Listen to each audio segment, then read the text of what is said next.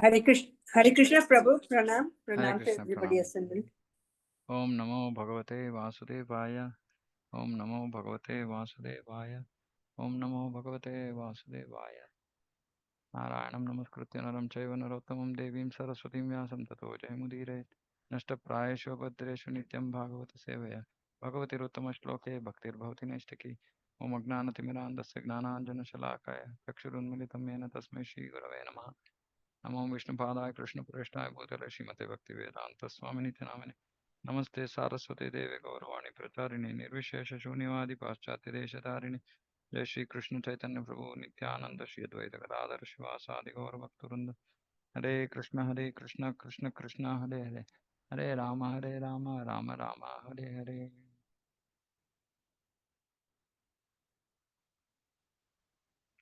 Srimad Bhagavatam, Canto 4, Chapter 22, verse 9. नैव लक्ष्यते लोको लोकान् पर्यटतोऽपि यान् यथा सर्वदृशं सर्व आत्मानं येऽस्य हेतवः. Prthu Maharaj continued, although you are traveling in all planetary systems, people cannot know you, just as they cannot know the super soul, although he is within everyone's heart as the witness of everything. Even Lord Brahma and Lord Shiva cannot understand the super soul. Ooh. In the beginning of Srimad Bhagavatam, it is said, Muhyanti at Surayaha. Great demigods like Lord Brahma, Lord Shiva, Indra, and Chandra are sometimes bewildered, trying to understand the Supreme Person of Godhead. Very significant statement. Other demigods being bewildered, trying to understand Supreme Lord is understandable. Brahma and Shiva, who are also great devotees, they are also bewildered. So we can understand how difficult it is to actually understand Krishna. Janma karma cha me divyam evam yo vetti tattvataha. So we have to just surrender to our acharyas um, who are pure devotees, who are relaying news about spiritual world without any contamination. So Brahma was also bewildered because, of course, many of these pastimes Krishna wants these things to happen, to teach so many things. But Brahma also, he couldn't recognize Krishna. Brahma subsequently in his prayers to Krishna, he says that, then he says, okay, aren't you my father, Narayana? So,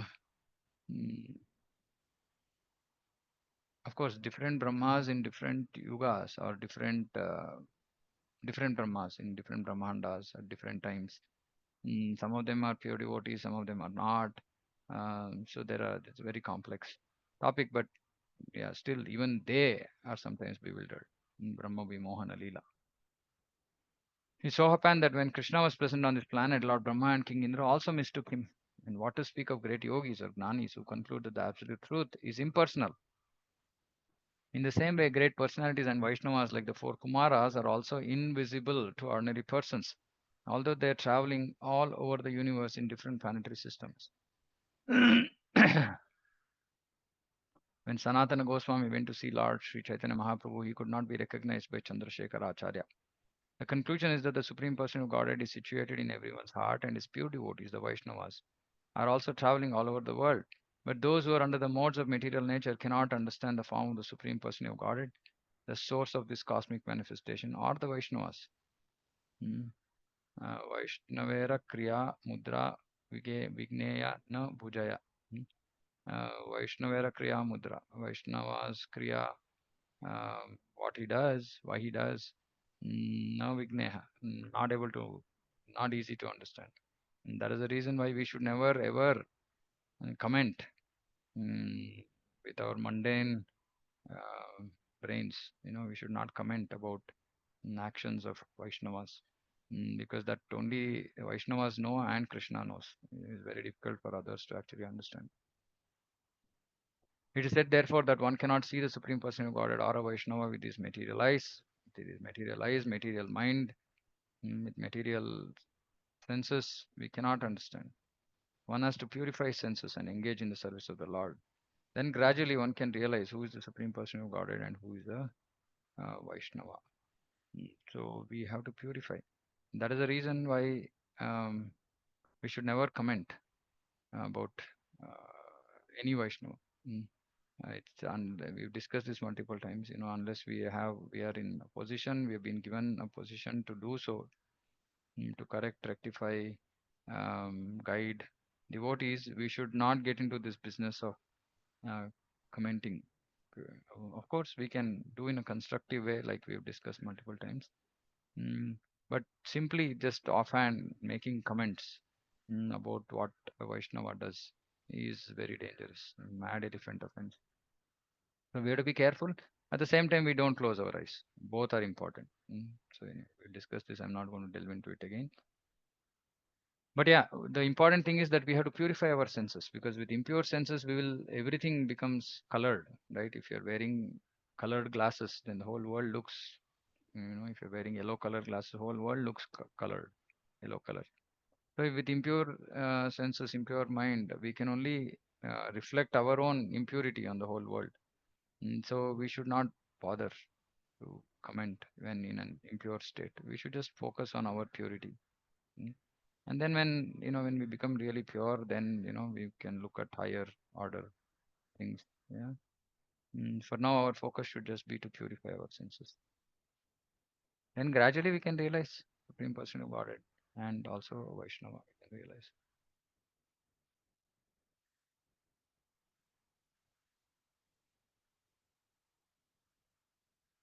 अधनापि ते धन्याः साधवो गृहमेदिनः यद्गृहाह्यर्हवर्याम्बु तृणभूमीश्वरावराः. A person who is not very rich and is attached to family life becomes highly glorified when saintly persons are present in his home. Hmm. Whoever it is becomes highly glorified when saintly persons are present in his home. The master and servants who are engaged in offering the exalted visitors water, a sitting place, and paraphernalia for reception are glorified, and the home itself is also glorified. See, when saintly persons come into somebody's home, master, servants, also everybody, they are glorified. Home is glorified.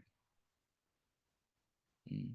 So we know this in um life of our devotees in Chaitanya Charitamrita. Mm.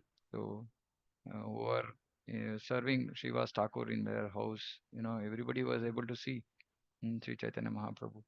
So like that, they are glorified. They are they are also benedicted, given mercy.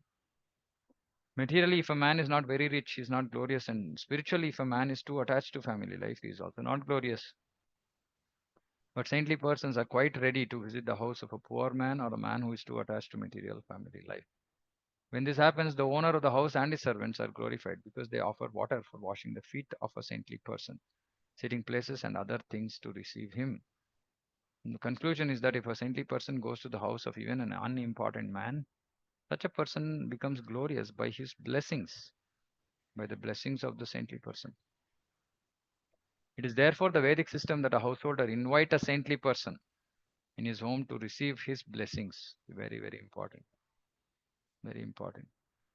The system is still current in India, and therefore saintly persons wherever they go are hosted by the householders, who in turn get an opportunity to receive transcendental knowledge.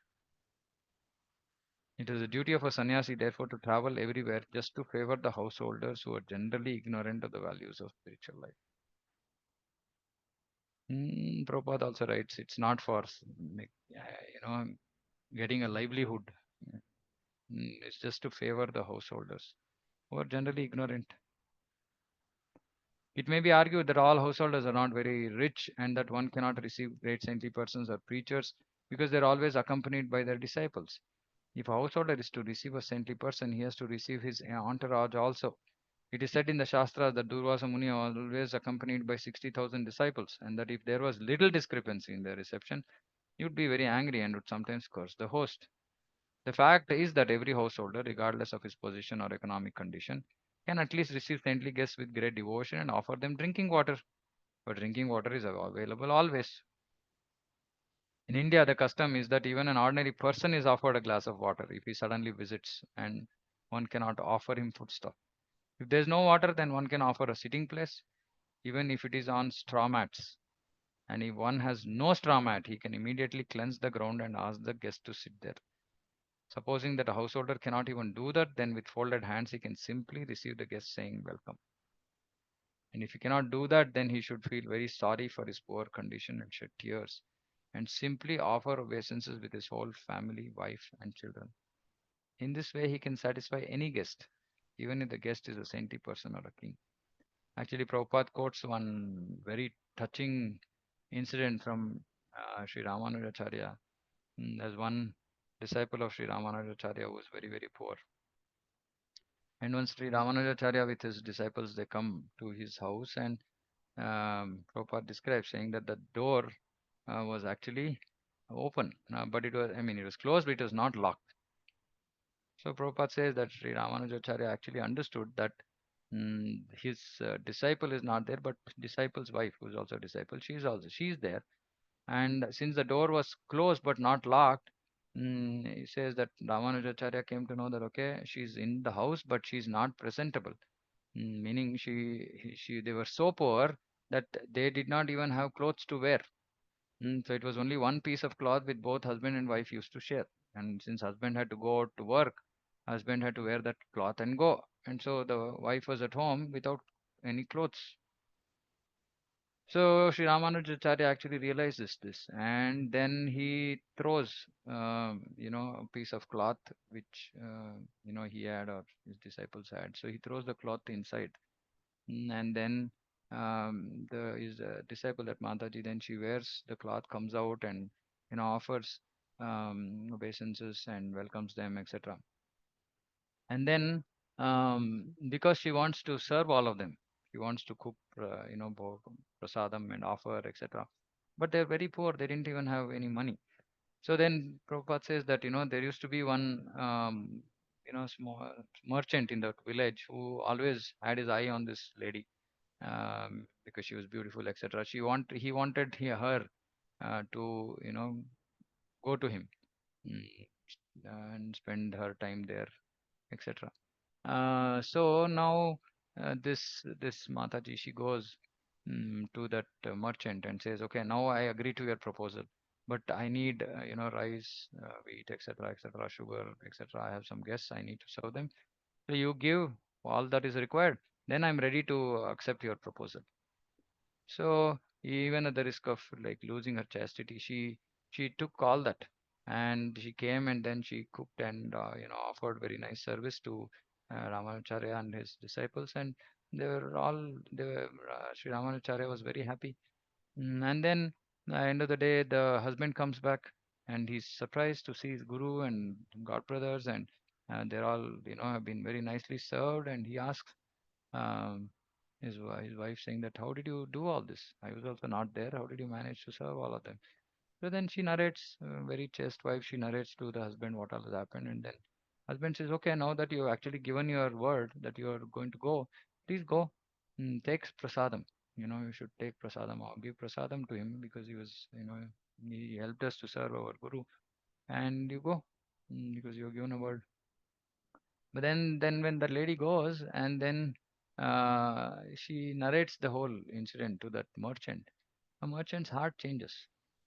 And then he says, you take whatever you want from here, and like that. So um, especially, I mean, guru, so there's no question at all. There is no question of any of these considerations, right? Even the cost of giving up one's life, one has to serve guru. We can see that, that lady was ready to give up her chastity. She didn't, I mean, and that's worse than death for a, respectful lady, but she didn't bother. Mm. So we have to understand that it's so important. That why? Because Sakshat Haritvena, they are as good as Supreme Lord. When Supreme Lord comes, are we going to be considering, what, how, oh, I don't have this, I have this? No, nothing. Whatever possible, beg, borrow, steal, whatever it is. Mm. Uh, so we have to understand that saintly persons are so important. Their position is so exalted, that yeah, when they come, and anybody who serves, glorified. Home itself is glorified, and that is why we should always be looking for an opportunity to invite, saintly persons home, serve them nicely, and then they should be pleased, because when they're pleased, then they give their blessings. So the whole family, whole home, people, everybody become glorious, by their blessings. Very, very important to follow this. And it's not like, we should not have this, what is this called, like, um, familiarity, too much familiarity with, you know, sadhus, right? Like, oh, I know this sannyasi, I know this Maharaj very well. Trying to talk to them on equal level. No, we are servants there. We should not even sit on the same at the same level. As in, if they're sitting on a chair, we should be sitting on the ground. Even if we can't sit, we can just stand. Like holding our hands. It doesn't matter who we are.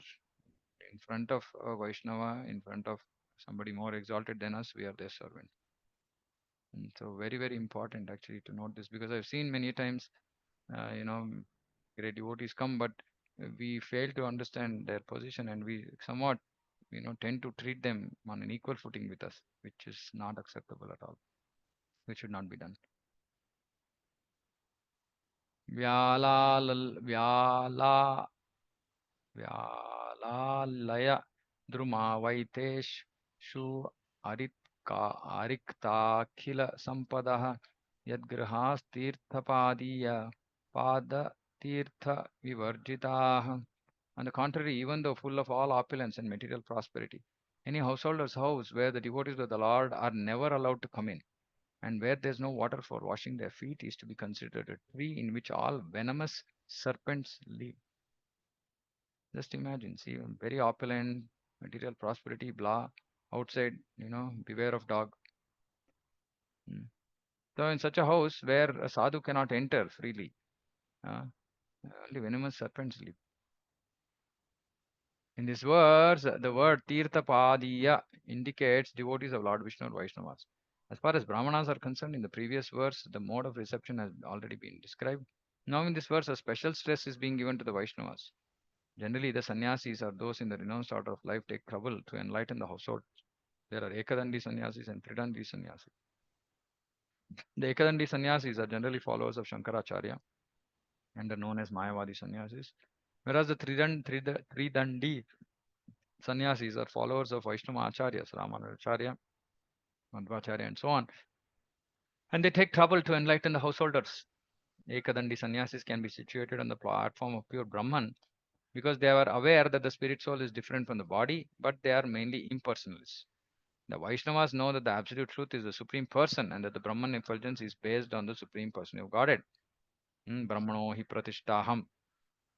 So for those who are preaching, we can quote that the Brahman effulgence is based on the Supreme Lord, by quoting either this verse from Bhagavad Gita, Brahmano hi pratishtaham, or from Brahma Samhita. Yasya prabha prabhavato. Yasya means whose? Whose? Govindam Adipurusham Tamam Bhajami. Of Govinda. The conclusion is that Tirtha Padiya refers to Vaishnavas. The Bhagavatam, there is also another reference. Tirthi Kurvanti Tirthani. Wherever he goes, a Vaishnava immediately makes that place a Tirtha, a place of pilgrimage. The Vaishnava sannyasis travel all over the world to make every place a place of pilgrimage by the touch of their lotus feet. See how powerful the lotus feet of the Vaishnavas are. That is why when there is Vaishnava Aparad, it says even if the Vaishnava himself forgives, the dust of his lotus feet will not forgive. The person will be punished. Very, very dangerous. It is mentioned here that any house which does not receive a Vaishnava in the manner already explained in the previous verse is to be considered the residential quarters of venomous serpents. It is said that around the sandalwood tree, which is a very valuable tree, there is a venomous serpent. Sandalwood is very cold, and venomous serpents, because of their poisonous teeth, are always very warm, and they take shelter of the sandalwood trees to become cooler. Similarly, there are many rich men who keep watchdogs or doormen and put up signs that say, do not enter, trespassers not allowed, beware of the dog, etc. Sometimes in Western countries, a trespasser is shot, and there's no crime in such shooting. This is the position of demoniac householders, and such houses are considered to be residential quarters of venomous snakes. The members of such families are no better than snakes because snakes are very much envious. And when that envy is directed to the saintly persons, their position becomes more dangerous. It is said by Chanakya Pandit that there are two envious living entities, the snake and the envious man.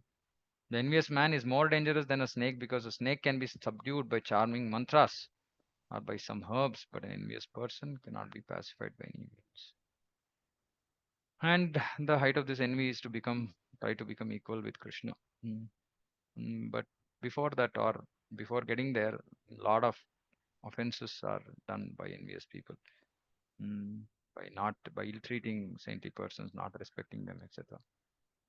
So as householders, we have to make sure that we invite sadhus and we don't become a residential quarter of venomous snakes. Swagatam vo dvijashreshtha व्रतानि मुमुक्षवः चरन्ति श्रद्धया धीरा बाला eva पृहन्ति च. Maharaja Prthu offered his welcome to the four Kumaras, addressing them as the best of the Brahmanas. He welcomed them, saying, from the beginning of your birth, you strictly observe the vows of celibacy, and although you are experienced in the path of liberation, you are keeping yourselves just like small children. The specific importance of the Kumaras is that they were brahmacharis living the life of celibacy from birth. They kept themselves as small children, about 4 or 5 years old, because by growing into youth, one's senses sometimes become disturbed and celibacy becomes difficult. The Kumaras therefore purposefully remain children because in a child's life the senses are never disturbed by sex. Very, very important. That is why Prahlad Maharaj says, Kaumaram Acharet Pragno. From the age of 5, one has to be taught so that they don't become disturbed by sex. This is the significance of the life of Kumaras. And as such, Maharaja Prthu addressed them as the best of the Brahmanas. Not only were the Kumaras born of the best Brahmana, Lord Brahma, but they are addressed herein as Dvija Shrestha, the best of the Brahmanas, on account of their being Vaishnavas also. As we already explained, they have their Sampradaya, and even today the Sampradaya is being maintained and is known as the Nimbarka Sampradaya. Out of the 4 Sampradayas of the Vaishnava Acharyas, the Nimbarka Sampradaya is one. Maharaja Prthu specifically appreciated the position of the Kumaras because they maintained the Brahmacharya vow from the beginning of their birth. Maharaj Prthu, however, expressed his great appreciation of Vaishnavism by addressing the Kumaras as Vaishnava Shrestha. In other words, everyone should offer respect to a Vaishnava without considering his source of birth. Vaishnava Jati Buddhihi. No one should consider a Vaishnava in terms of birth.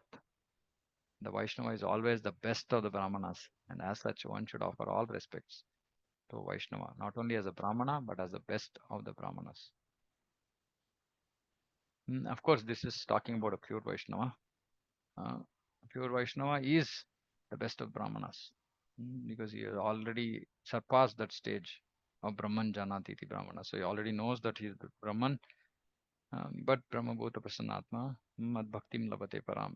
He achieved the pure love of Krishna. So he is the best of the Brahmanas. And we have to so very, very nicely respect them, serve them, etc. Kachinna Kushalam Natha Indriyartharthavedina Vyasana Vapa Etasmin Patitanam Swakarmabihi. Prthu Maharaj inquired from the sages about persons entangled in this dangerous material existence because of their previous actions. Could such persons whose only aim is sense gratification be blessed with any good fortune? Prthu Maharaj knew the answer, right? He was himself a Vaishnava. But he's inquiring from sages, and this is etiquette, Vaishnava etiquette. There's some aspects of Vaishnava etiquette which we have to know. One is things like, for example, if there is some arti to be done, any service to be offered to the Lord in the temple center, etc. First preference has to be given to the most senior devotee in the gathering.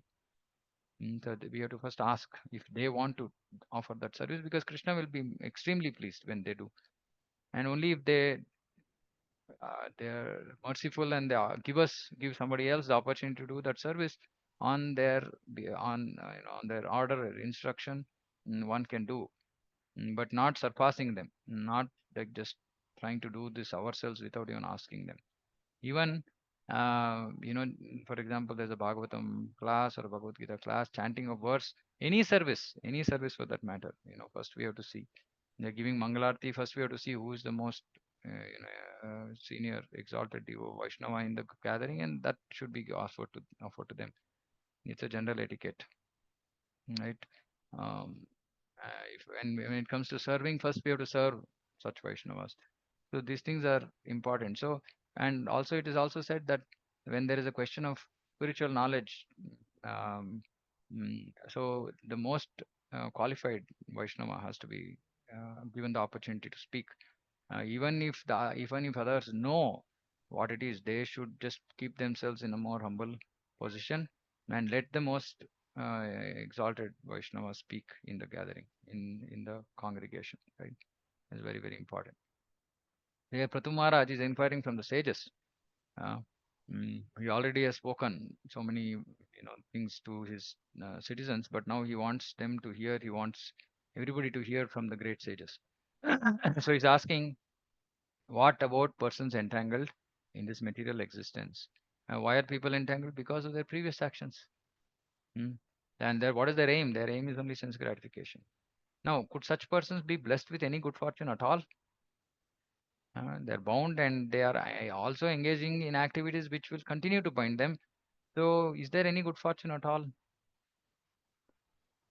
Maharaja Pratu did not ask the Kumaras about their good fortune, for the Kumaras are always auspicious by dint of their life in celibacy. And of course, also because they're devotees. Since they're always engaged on the path of liberation, there's no question of ill fortune. In other words, Brahmanas and Vaishnavas who are strictly following, please note the word again, strictly. Hmm. Seriousness, sincerity. Strictly following, Tivrena Bhakti Yogena. The path of spiritual advancement are always fortunate. This is also another thing which we have to realize. Again, something that I've spoken before. Mm, Whatever happens in the life of a devotee is for his ultimate good. So he's very fortunate. So there is nothing like ill fortune in the life of a devotee. What is the qualification of that such a devotee? Strictly following the path of spiritual advancement. Mm. Such a person's life is always fortunate. Everything, whatever happens, even if it appears to be unfortunate, it's not. A question was asked by Prthu Maharaj for his own sake, since he was in the position of a grahastha and in charge of the royal authority. Kings are not only grahasthas who are generally absorbed in sense gratification, but are sometimes employed to kill animals in hunting, because they have to practice the killing art. Otherwise, it is very difficult for them to fight their enemies. Such things are not auspicious. Four kinds of sinful activities are allowed for Kshatriyas. For political reasons, sometimes they have to take to these sinful activities. Kshatriyas do not refrain from gambling. One vivid example is the Pandavas. When the Pandavas were challenged by the opposite party, Duryodhana, to gamble and risk their kingdom, they could not refrain, and by that gambling, they lost their kingdom and their wife was insulted. Similarly, Kshatriyas cannot refrain from fighting if challenged by opposite party. Therefore, Pruthu Maharaj, taking consideration of all these facts, inquired whether there is any auspicious path. Grihastha life is inauspicious because Grihastha means consciousness for sense gratification. And as soon as there is sense gratification, one's position is always full of dangers. Hmm. This is, of course, this is not Grihastha Ashraman, this is Grihamedi life, but Prabhupada is saying it is inauspicious because the consciousness is around sense gratification. As soon as there's sense gratification, there's danger because it will be papa and then suffering. So one has to exit this Grihastha life. One has to exit. One has to enter Vanaprastha. This material world is said to be padam padam yad vipadam na tesham, dangerous in every step. Everyone in this material world is struggling hard for sense gratification, not for existence. Not struggling hard for existence. Prabhupada is saying everybody is struggling hard for sense gratification. Clearing all these points, Maharaja Prthu inquired from the four Kumaras about the fallen conditioned souls who are rotting in this material world due to their past bad or inauspicious activities. Is there any possibility for their auspicious spiritual life? In this verse, the word Indriyarthartha Vedinam is very significant. It indicates persons whose only aim is to satisfy the senses. They are also described as Patitanam, fallen. Only one who stops all activities for sense gratification is considered to be elevated. Please note, only one who stops all activities for sense gratification is considered to be elevated. Of course, we don't have to feel disappointed. We can slowly, steadily reduce quantity of sense gratification, amount of sense gratification we are engaged in, and eventually bring it to zero. Then we will also be considered elevated. Another significant word is swakarma bihi. One becomes fallen by dint of his own past bad activities. Everyone is responsible for his fallen condition because of his own activities. When activities are changed to devotion service, one's auspicious life begins. See, what a irony. Today, people want auspicious life and they're engaged in activities which are absolutely inauspicious. Then how can they be helped? Only if they stop this life of sense gratification will auspicious life begin. Can auspicious life begin? Mm. So it's very, very important that we understand that sense gratification means inauspicious life. Mm. And one who has stopped all activities for sense gratification is considered to be elevated. And why is this important? It's not that we want to become elevated and put some, nameplate saying, oh, I'm elevated, advanced devotee. No, because only then we can come to Brahma Bhuta, we can come to pure devotion, we can actually make real progress in Krishna consciousness. As of now, we are just simply somehow like, what is the word? Like wandering on the path of bhakti, somehow, some little here and there, touch with bhakti. Um, but we really, if we are really serious, we are really serious uh, about our existence, about our the goal of our life, then we have to come to the stage of Krishna Prema.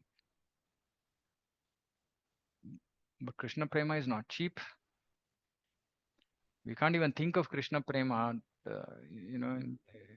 when we are materially engrossed, when we are engrossed with our senses, attached to our senses. Mama, me, mine, my family, money, position, prestige, food.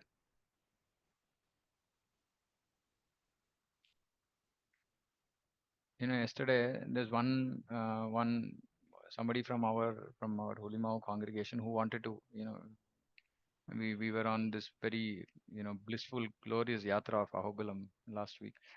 And then, one Mataji could not come. So I was speaking to her last Sunday. And she was unwell. So she had some health problems. So she could not join. So last minute she cancelled.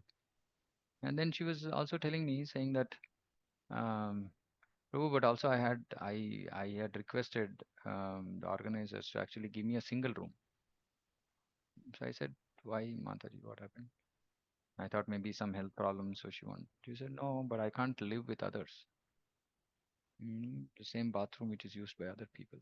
I was just thinking, that something like a bathroom can prevent us from going to Krishna. Simple, just bathroom. And how much time do you use the bathroom? Like 10 minutes in the whole day. And in a yatra, typically you're not in your room at all, right? You just go to sleep and freshen up and out. And that it was for 2 days. And then, of course, I mean, I've also gone through all this. Previously, before coming to Krishna consciousness, I never used to even travel by train. I thought it is very low class to travel by train. Right? So we have all these kinds of mind blocks, right? Which is all various ways of sense gratification. That's all. Mm, You can say, oh, cleanliness, blah, blah. I mean, if we have to get into cleanliness, we can talk about things which we absolutely don't follow. This is just a convenience cleanliness aspect. But the whole point is that, we can just be attached to some insignificant things like this, trying to gratify ourselves, and then we miss the bus. So actually, when after I came into Krishna consciousness, I made sure that I stopped traveling in flight, especially when it comes to yatra. I make sure that I travel in train, and first couple of times I made sure that I travel in non-AC because it's even worse, right? Just to put myself through little austerity. And of course, now and then subsequently, all devotees also started traveling in third AC, and that's okay. That's much better, right? Of course, it's nowadays everybody travels in third AC. It's not like a big deal. And then somebody was saying, no, no, I want second AC, I want first AC. I mean, like, yeah, it's okay. I mean, if somebody is new into Krishna consciousness, all these things are okay, right? But we have to remember that we are not the body. Of course, it doesn't mean that, we'll be like that, Avaduta who's like rolling in his own stool. No, but at times, there might be situations where, it's just some austerity, just some tapascharya to take for the pleasure of the Lord. Especially, I mean, yeah, if we are living in certain standard quality of life, etc., when it becomes difficult, like I'm saying, my own life experience. But yeah, we have to understand that nothing can come in between me and Krishna. Nothing should come in between me and Krishna. And especially insignificant things of this material world cannot come between me and Krishna. Right? So only then actually we can think of achieving Krishna. Right? That's why Brahmabhuta. Brahmabhuta means raising above all this pettiness. We have to rise above all this. There's no other way. There's no other way. Otherwise we'll have to come back again. We'll have to take one more birth. Because we can't say that okay, I'm through some special mercy I'm going to enter into Goloka. No, if there is special mercy, that special mercy will first bring us to this grounded state of Brahmabhuta, where we are not on the body platform. Only then we can actually go. So yeah, if we have special mercy, we should see that change in our life, where we are not really bothered by all these things. We're just focused on Krishna and devotional service. Okay, I'll stop here. If anybody has any questions, comments, feel free. Yeah, Shashank, Prabhu. Hare Krishna, Prabhu. Pranam, Prabhu. Pranam. Prabhu, the line Grihastha life is inauspicious. Yeah. Can you explain that, Prabhu? Because even though when we are engaged in glorifying Krishna and doing Krishna Seva in Grihastha life also, but why it is termed as inauspicious? Yeah. You're just at that stage of your life where you will start realizing what this is. You know. See, what is auspicious life? Auspicious life is life with zero sense gratification, right? Zero sense gratification. Um, then not doing anything for anybody else's sake.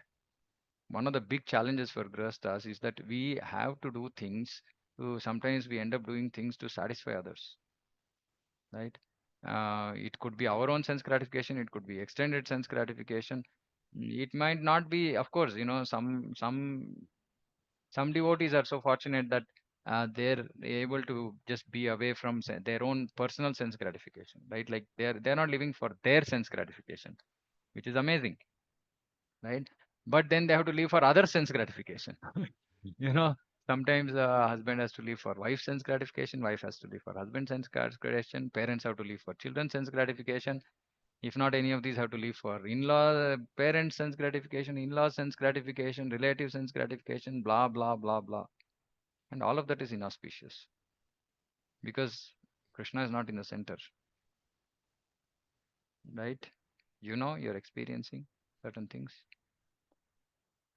So auspicious life is just pure Krishna consciousness, without our sense gratification, without being influenced by somebody else's sense gratification, etc., etc. That is auspicious life. Anything else, Prabhupada says, is make the best use of a bad bargain. Bad bargain. Yeah. But of course, then path of bhakti is so glorious that whatever ashram, whatever varna we are in, we can make progress. But we have to then focus, sincere, serious bhakti. And when we are doing that, then obviously that life is auspicious, because if even in grahastha life, if our sense gratification, either our own extended, whatever, becomes zero, then it's glorious life. It's not that even after reaching that stage, just because we are grahasthas, we are disqualified. No, because among the Mahajanas, majority of them are grahasthas. So that the idea is not to get stuck in this sense gratification. And especially because our previous generations were not devotees, in the strict sense of the term, following strictly rules, regulations, etc., being part of a parampara, etc. We are always forced. We are in an environment which is not purely Krishna conscious, right? And of course, at least some of us, we are not fortunate enough to get children by garbhadan samskara. So then children are become a source of contamination. So many things. Yeah. Okay. Yeah. Radha Mataji. Hare Krishna, Pranam. Pranam. Prabhu, I'm having two questions, Prabhu. Yeah. First one is that at the beginning you said that we should just focus on our purity. Yeah. So can you please explain like how we can try or come to that stage of purity, Yeah. Prabhu? Yeah. So purity is simply by following. See, our existence is in this, in asat, right? In this material existence, and asat is impure, contaminated, right? So by just the process of bhakti, by just strictly, seriously, sincerely following the process of bhakti, we get purified. We don't have to do anything else. And of course, I mean, we have to be away from things which are actually impure, which is like the four regulative principles. And then associating with asat sangha e Vaishnava achar, asat sangha tyag e Vaishnava achar. Sorry. So we should give up, contaminated association, because that is impure. Now, what does give up contaminated association means? Do we just stop talking to everybody outside? No, we don't get influenced by them. Satsanga Tyag means we are not influenced by their thought process, by their way of life, etc. But obviously, we are in this world, we have to deal with people for preaching, for distributing books, for distributing Bhagavatam, but not for anything else. Mm, Um, yeah, which is why I said, fortunate are some devotees who can just, by Krishna's arrangement, etc., they'll be, in their they're not with the relatives. They're not staying in a city where there are relatives. Sometimes, yeah, it might not normal when you see from a normal dharma perspective. Oh, you have to take care of parents, serve them, etc. But if parents are grossly materialistic and they don't want to do Krishna consciousness, then it's not a blessing. It's not a service, right? Because it's going to kill our devotion also. So sometimes some devotees are very fortunate. They're just, yeah, alienated, that way, alone, just in the association of devotees. Then they can completely live just a pure life without, completely just simply follow whatever is being said. And at other times, because we don't know what is right, what is wrong, we end up doing wrong things, and that also contaminates. Right? So if we are just simply following, Prabhupada has given us Pakka process, right? Morning program, Shravanam Kirtanam, book distribution, that's it, over. We'll go back home, back to God. Nothing else to be done. Okay. Thanks, Purity will Prabhu. happen automatically.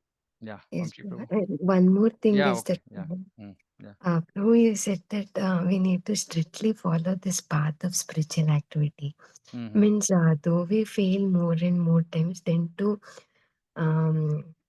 like can we how we can continue that process of Yeah, by trying? continuing, we should not give up. We are failing. We are fallen. Of course, we are fallen.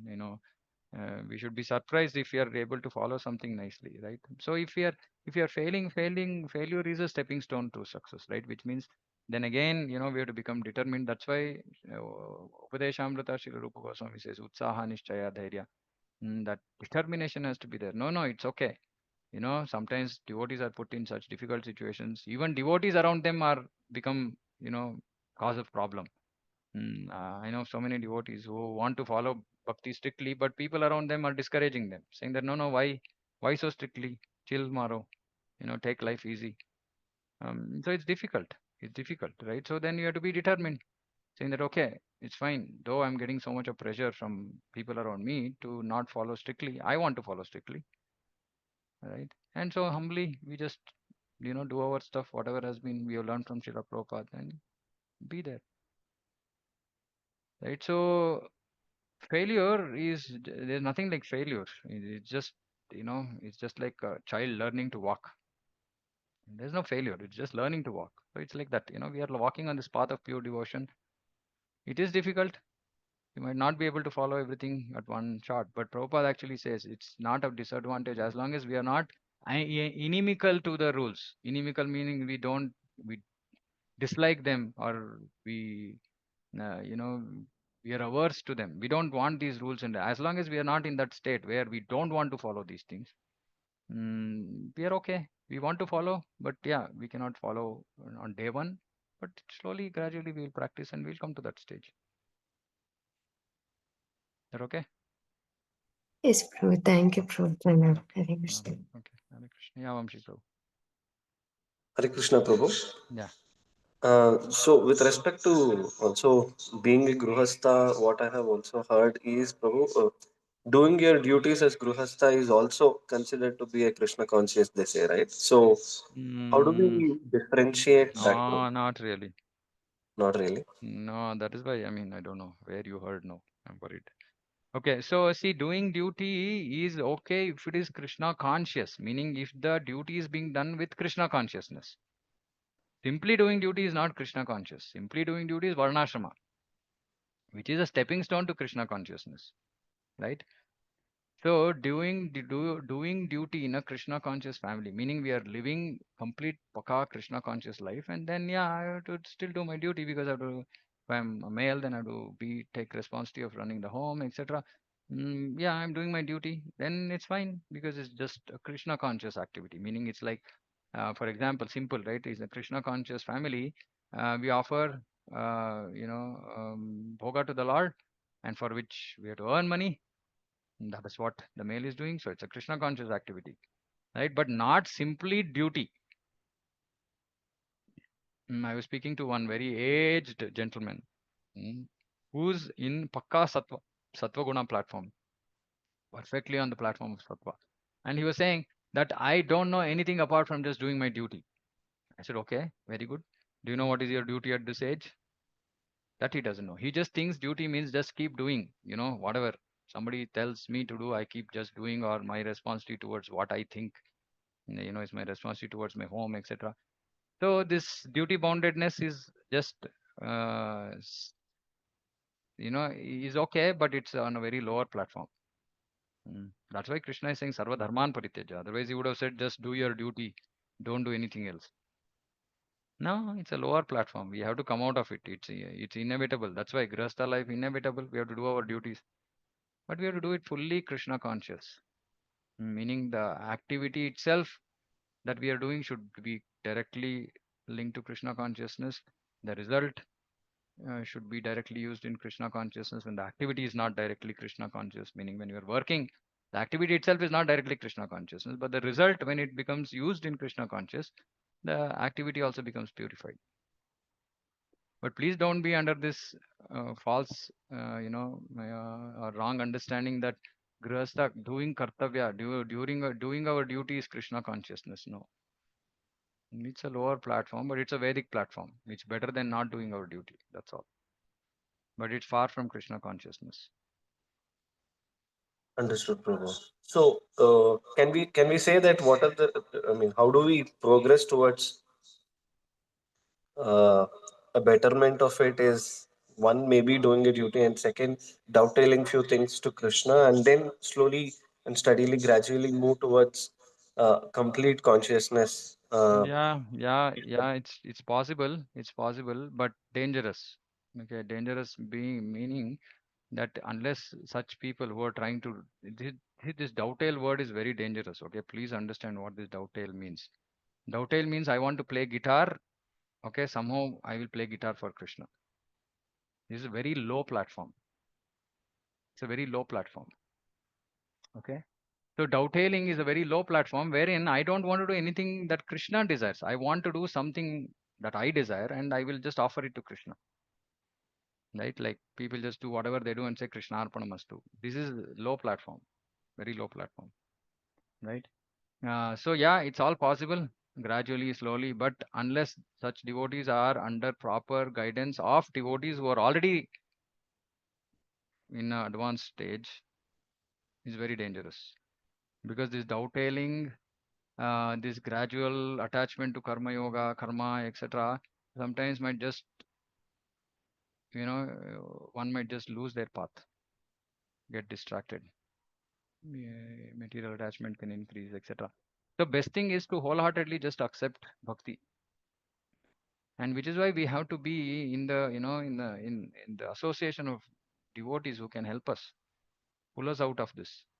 Because if left to ourselves and if we say, okay, I'm going to dovetail my singing now in Krishna consciousness, my this in Krishna consciousness, that in Krishna consciousness, it might take me, tens of years, or hundreds of years, or even lifetimes. But that's okay. That's better than not doing. So what we do as preaching in, when we are preaching to people, what we do, we let people come in and dovetail. We say, okay, whatever you like to do in material life, you please do it for Krishna to start with. But then parallelly, we put devotees through proper, clear Shravanam to make them understand, okay, see, this is what Krishna wants. Krishna likes, Chaitanya Mahaprabhu himself showed that he likes Mridanga Kartal, right? And big Kartal. That's all he likes. He doesn't like anything else in Kirtan. When Chaitanya Mahaprabhu used to go for Nagar Sankirtan, what would he do? That's all. We know, we've read in Chaitanya Charitamrita. Multiple groups of, devotees, groups of singers and dancers with Kartal and Mridanga. There are also some ratios that he used to maintain. So many Kartal, so many Mridanga. But that's all that it is. There's nothing else. Right? So we have to come out of this dovetailing business to actually doing what pleases Krishna. That's devotion. That's pure devotion. Till then, everything is mixed. Mishra Bhakti. And Prabhupada did not create ISKCON for promoting Mishra Bhakti. Very, very important to note. Is that okay, Vamshi Prabhu? Yes, Prabhu. Yes. Yeah, because see, this karma yoga is a little bit confusing. Many times devotees get stuck. Karma yoga is a very low platform. Bhakti yoga is a very superior platform. Because what I'm just thinking is, Prabhu, Grihastha Ashram is more towards Karma Yoga, and then we need to drive ourselves towards Bhakti Yoga. Like how do we strike a balance there to ensure that we are more towards Bhakti Yoga during Grihastha period itself? And So that is my it's not question. balanced. No, where is the Yeah, it's balance? not a balance. Correct. Yeah, Yeah, don't moving strike a transition balance. directly. Don't try to strike a balance. Yeah. Just try to engage. Like, example, I mean, your whole family yesterday out doing book distribution. This is life. This is Grihastha life, right? I was so happy, when I saw that message, Prabhu Mataji and Manjari going out to do book distribution. So I don't know why you're then talking. I mean, okay, hopefully you're talking for others. Yeah. So yeah, for others, we should encourage as much bhakti as possible in the day. That's why I said Bhakti Vinod Thakur said 8 hours bhakti. So Grihastha should target 8 hours. His desire, aim of life should be to get to 8 hours. And as soon as he starts making progress beyond 4 hours bhakti a day, he will make tremendous progress. My own life experience. Right. And yeah, no question of balancing. There's no balance. It's like, okay, I have to do my duty. Okay, how much time does my duty work take? Okay, I'll give it that much only. I'm in a job which is like pulling too much out of me. I don't have any time for reading. I don't have any time for anything else. then I have to really relook at what I'm working, what my job is. Are there better prospects? Anukulisa sankalpa pratikulisa vajanam. न उत्पादयेत् यदि रतिं श्रमहेव एव हि केवलं भागवतं says धर्मस्वनुष्ठित पुंसान् विश्वक्षेनु कथासु यः नोत्पादयेत् यदि रतिं श्रम एव हि केवलं न उत्पादयेत् यदि रतिं श्रम एव हि केवलं. It's a waste of time. Okay, anything else? Okay, so we are going into Western New Year. Okay, it has no significance for us, but we can just use any opportunity to become more Krishna conscious, right? So yeah, if that is a motivation for some of us here, we can do that and say, okay, from tomorrow I'm going to become more Krishna conscious. Okay, so we'll close here. Bhagavatam ki jai, Jagat Guru Srila Prabhupada ki jai, Vancha Kalpatarubhyascha Kripa Sindhubhyeva Patitanam Pavanebhyo Vaishnavebhyo Namo Namah. Hare Krishna. Hare Hare Krishna Krishna. Prabhu.